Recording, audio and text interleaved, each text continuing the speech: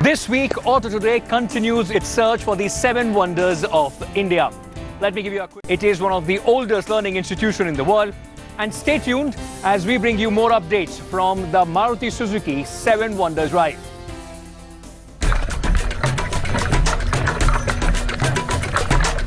In the last episode, we rode a Tonga, took in the sights of the Taj Mahal and found new love for Agra's Pethas.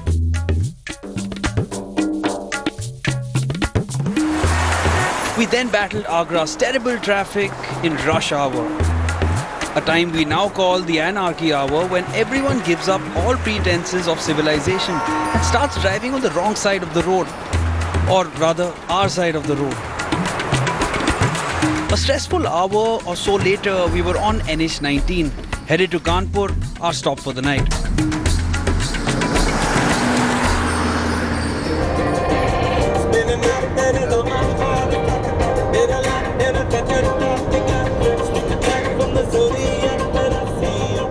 Somewhere before Allahabad, we cross over the Ganges and stop for photography. A little research revealed we were actually almost at the point where the Yamuna meets the Ganges, the Triveni Sangam. Traditionally, it represents the confluence of 3 rivers, Yamuna, Ganges and the mystical Saraswati. The site of the Kumbh Mela, devotees believe bathing at this point washes away all sins. Passing Varanasi in the early afternoon was a nightmare as the highway runs through the periphery of the city. Now here's a life pro tip for travellers. If you're ever in doubt as to where the state boundaries lie, just look for the longest line of trucks you can find. 9 times out of 10, they're lined up at the border, like these trucks waiting to cross over into Bihar. Luckily for us, for a 7-seater, the Ertiga is a breeze through the tight traffic that we were left with. What we saw in Bihar was evidence of why the state has the dubious distinction of being India's most flood-hit state. Given the rainfall of the area, there were stretches on which all we could see was water on either side.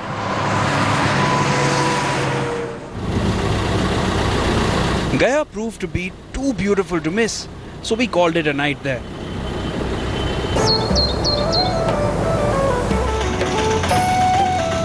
The second largest city of Bihar after Patna, Gaya also boasts of the only international airport in Bihar and Jharkhand.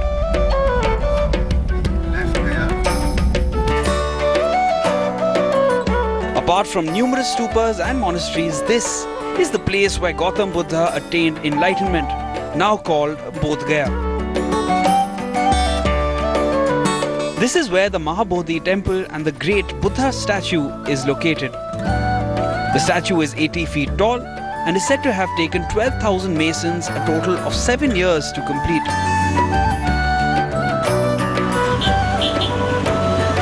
Gaya is surrounded by hills on 3 sides and a river on the 4th, making its weather extremely seasonal.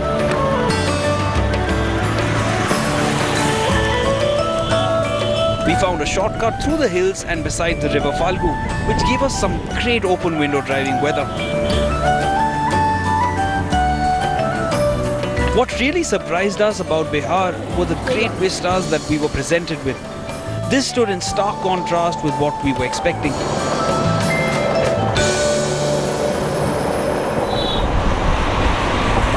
Eventually the road leads right into Nalanda via Rajgir, the once capital of the Magad Empire.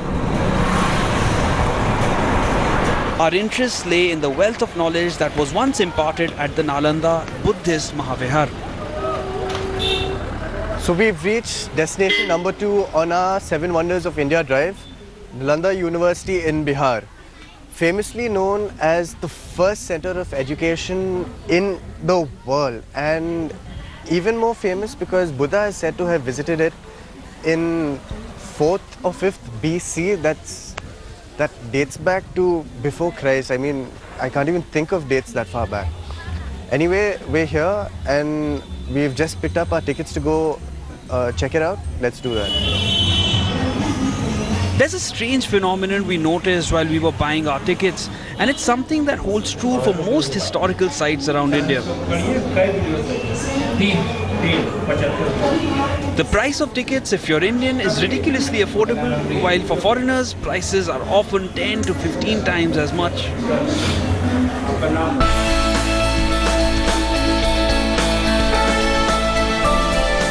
Even though only a tenth of the entire structure has been unearthed, you immediately get a sense of the grandeur of scale.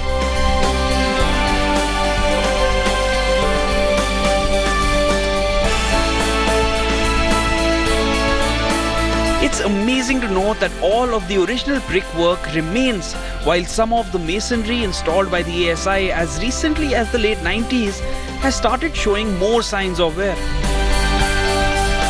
The basic plan shows that a north-south corridor had temples on one side and study and residential areas on the other.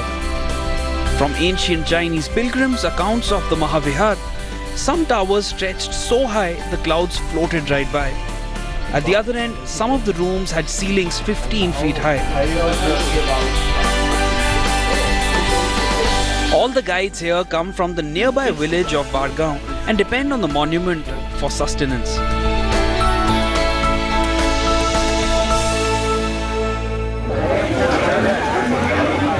The area is developed in the sense that there are several shops selling mementos, but if you're hungry, your options are limited. With that, it was time to leave Nalanda behind and journey towards the third wonder on our list.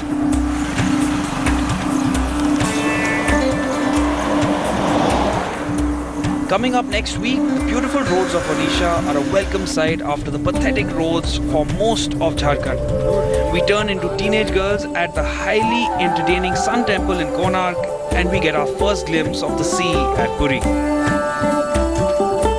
Catch the next episode for all this and more.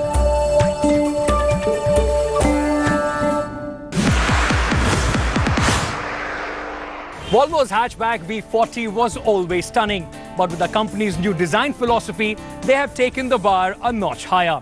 Here's a quick look and drive of V40 cross country.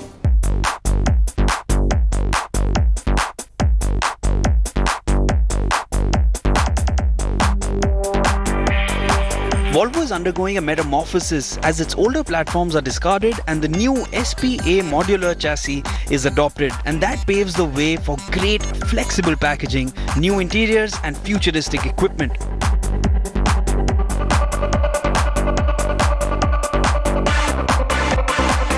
The 90 series has been the first to mold, and the XC90, the S90 and V90 are the new cars that have emerged and set new benchmarks in their respective segments.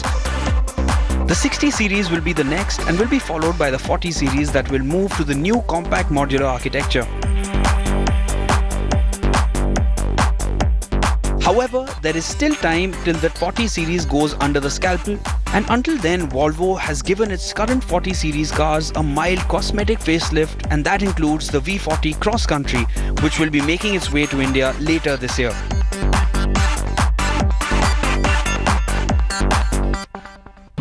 We are here in Zurich next to the lake, and I have with me the Volvo V40 Cross Country. This is the model year 2017 car that we'll be getting later on in the year in India, and it has a few cosmetic changes. Let's look at what the changes are. For the 2017 model, Volvo has made a very important change, and that is to give the V40cc the same face and eyes as the new cars on the scalable platform architecture, that is SPA, namely the best-selling XC90.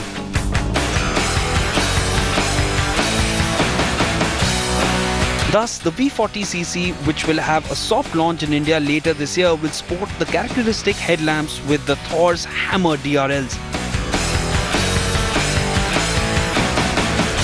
The front grille has also been changed and made more contemporary to give a semblance of belonging to the older model.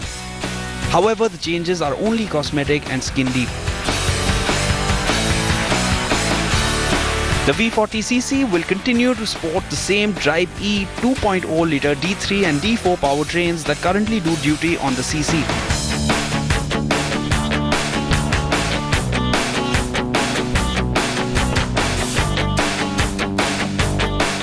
The interiors are typical Swede and similar to the ones before, but do feel a bit dated compared to the Volvo's current fixtures and fittings. There is absolutely nothing wrong with this car. It is safe, economical, drives well, has luxurious interiors and offers many of the latest connectivity features, including the control of certain features remotely from the phone app. And with the mild facelift, it stays relevant to the latest range of Volvo cars.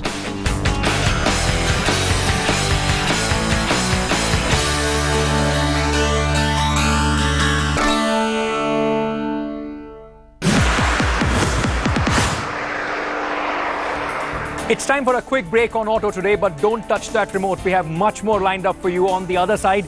So grab your knickknacks and come right back. This is a motorcycle from the world's largest two-wheeler manufacturer. And the name here, Splendor, got them to the top. Yes, I'm referring to Hero MotoCorp. Those are now ready to turn a new page in their history as they foray into the fast and exciting world of motorsports.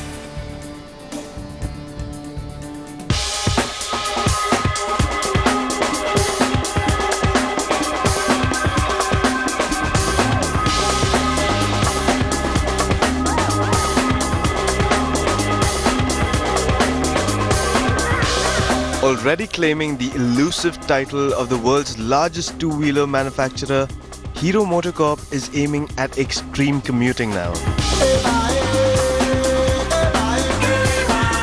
So much so that they've chosen one of the world's most toughest and challenging endurance event, the Dakar Rally.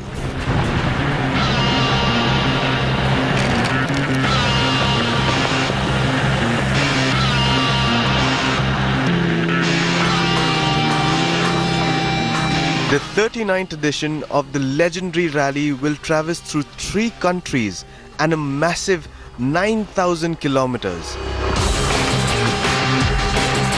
Specially prepped rally cars, buggies, SUVs, motorcycles and even trucks will make their way through uncharted territories in the harsh conditions that Paraguay, Argentina and Bolivia will present.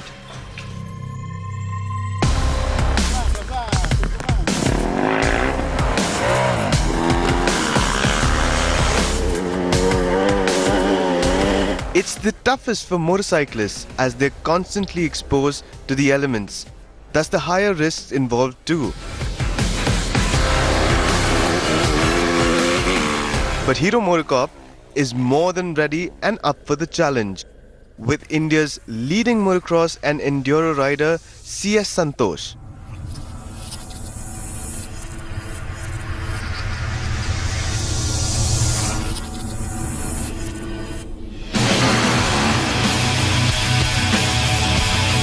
He has won practically every off-road motorsport event in the country and most importantly is India's only rider to have competed and finished the Dakar Rally in 2015.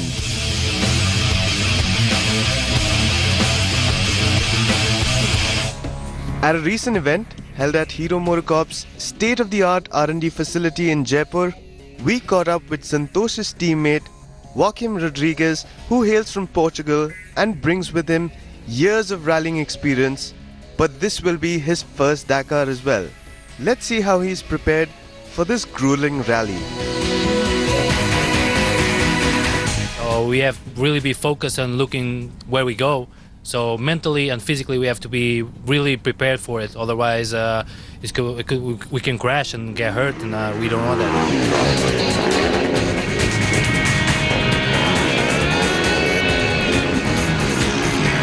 The riders are only as good as what they're riding, and so the real heroes here are the motorcycles.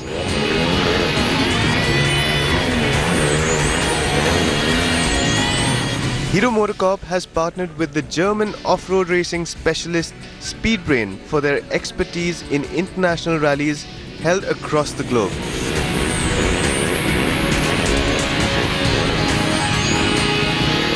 This strategic partnership has led to the formation of Hero Motorsports Team Rally.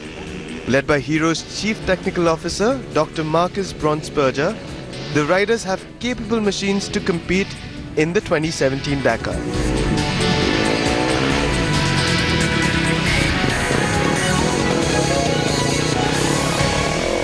since the engine capacity is limited to 450 cc, because the bikes have been too fast and it became really dangerous right now. As I said, limited to 450 cc. Power delivery is beyond 50 horsepower. This means having a bike with full capacity of fuel, we talk about beyond 30 liters. We have around 170 kilograms. This gets this bike around 170 kilometers per hour fast. And you have to imagine 170 in an off-road condition that you do not know. It's quite spectacular. These speed brain rally bikes pack massive 400 millimeters of suspension travel and 30 liters of fuel capacity to minimize fuel stop between stages. To build up to the main event, Hero Motorsports Team Rally has been participating in various rallies, including the recently concluded Africa Merzouga Rally. While Rodriguez finished 9th, Santosh managed 16th in the overall standings.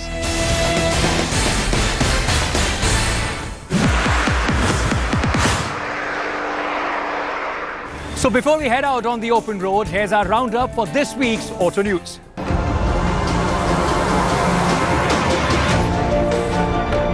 Swedish car maker Volvo has launched the plug-in hybrid variant of its flagship SUV XC90 in India. The new electric motor coupled with the twin-charged 2-litre petrol motor can put out a combined output of 407 bhp and 640 Nm of torque.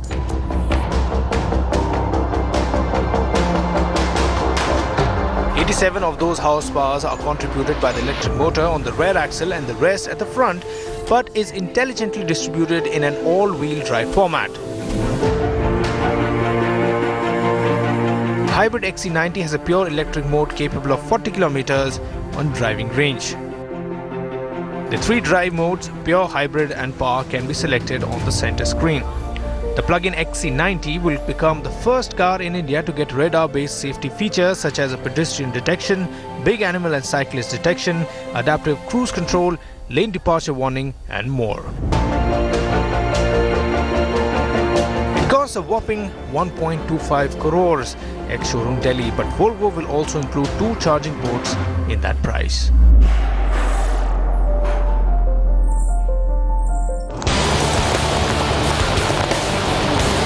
TVS Motor Company successfully completed Himalayan Highs Season 2 with 11 women riders from across India riding to the world's highest motorable road, Khardungla, on the TVS Scooty Zest 110.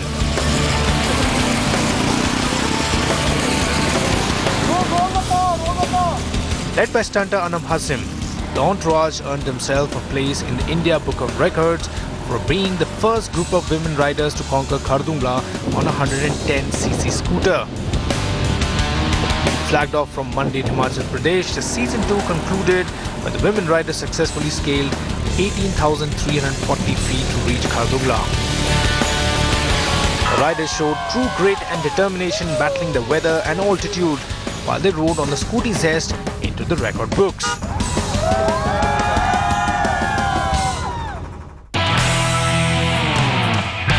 Italian car maker Alfa Romeo has set a record time with the Giulio Quadrifoglio for a 4-door production salon around the iconic Nürburgring circuit in Germany.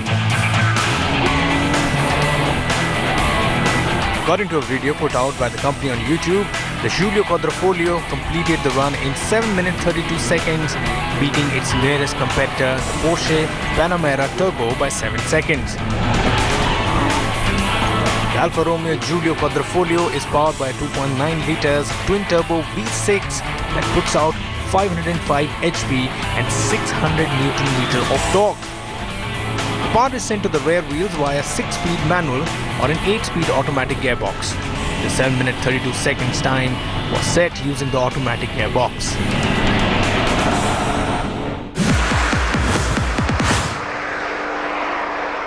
With that, it's a wrap on this edition of Auto Today. You can send in your questions and your queries on our Twitter handle, that is @AutoTodayMag. We'll bring you another episode with all the news from the world of automobile next week. Until then, it's me, Ankit Tyagi, switching the ignition off.